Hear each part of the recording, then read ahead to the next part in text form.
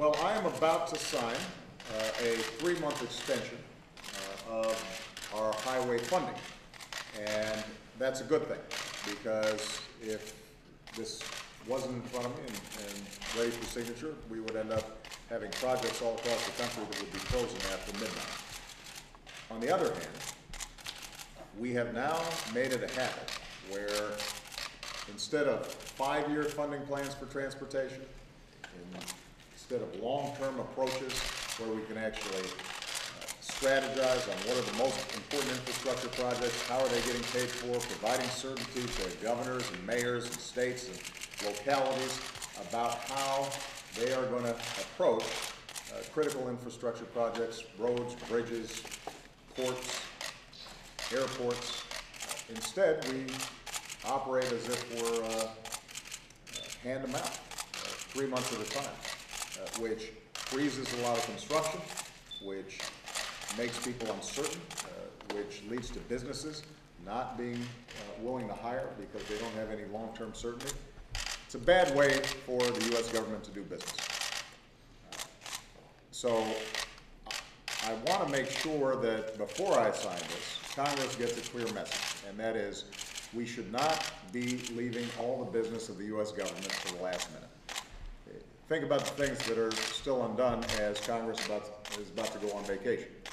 They haven't reauthorized the Export-Import Bank, which creates tens of thousands of jobs all across the country, good paying jobs, because it increases our exports. When I was in Ethiopia on our trip, we had sold a score of planes to Ethiopian Airlines from Boeing that produces jobs not just in Boeing's plant in Seattle, but across the supply chain, small businesses and medium-sized businesses, all who benefit from us being able to facilitate the sale of U.S. products to other countries.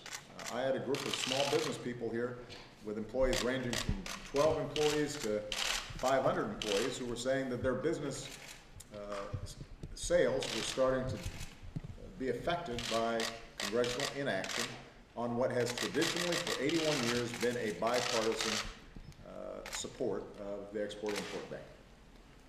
That needs to get done. Congress has had all year to do a budget, and yet Congress is leaving on vacation without the budget done, and when they get back, they're going to have about 2 weeks in order to do the people's business. And this is going to be critical. We've got big issues that we have to deal with on the defense side in terms of making sure that we're paying for our campaign against ISIL, the support we're providing our allies in the Gulf, in dealing with some very big problems and around the world, the extraordinary commitments that armed services have to make in order to keep us safe.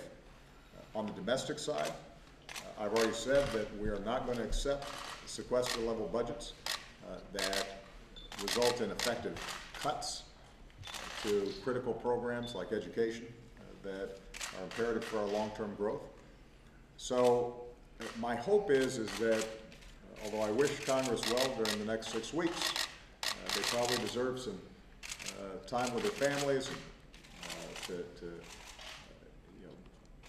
refuel a little bit, that some of these next 6 weeks are prepared to come up with a plan and approach whereby Democrats and Republicans sit down and negotiate a budget that works for everybody, and that everybody comes back with a spirit of compromise and a spirit of how do we make sure that our defense budget and our domestic budget is reflective of the core needs that are going to improve prospects for people's lives, not just this year, but for years to come.